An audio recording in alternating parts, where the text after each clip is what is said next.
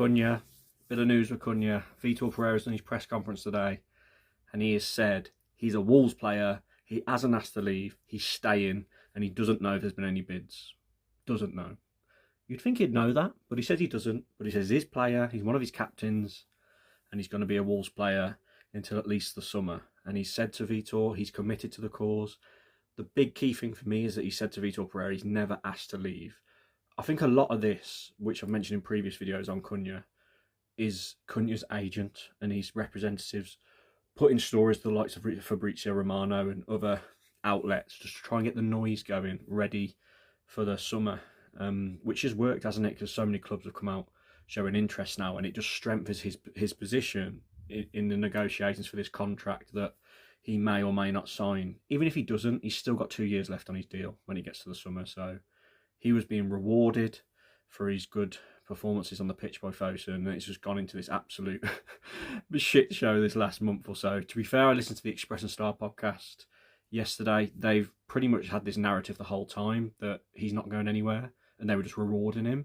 But there's been other, like, I call them journalists, very loose term, on Twitter, who claim they're in the know. I'm not going to name any names, you know who they are, and say they've been in contact with the club, and they're like, yeah, Cunha's going to go. That's what I believe. It's just like, but they'll word it in a way, they'll say, oh yeah, Cunha, my understanding is that Cunha will be leaving this window, but I hope he doesn't.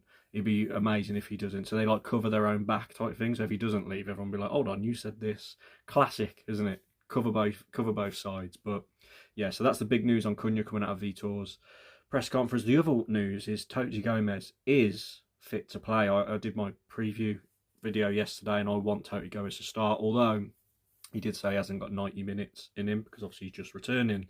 We won't see Lamina this month until it's sorted whether he stays or goes. If he goes, obviously we won't see him. If he stays, then he may be back in the first team squad.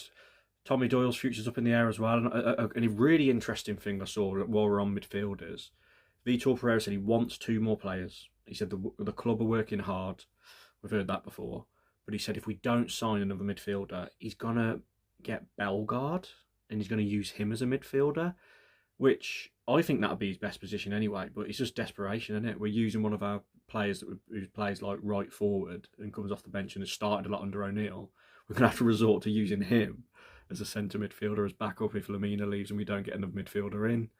Boubacar Traoré is back playing for the under-21s, but yeah, what I really like about Vítor, he's had a bit of criticism, hasn't he, for how publicly he's been calling out his players, but he's a no-nonsense bloke. He actually said in his press conference, I tell the truth, I say what I think because I sleep better at night, and I kind of respect that sort of management, to be honest, that he's firm, and when he gets asked the questions in the press conference, he doesn't shy away from questions. He says exactly what he thinks, and maybe that's why he hasn't lasted so long at many clubs, because he ruffles feathers and don't pander to people. He don't even pander to his superstar players like Cunha, does he? So, very interesting press conference.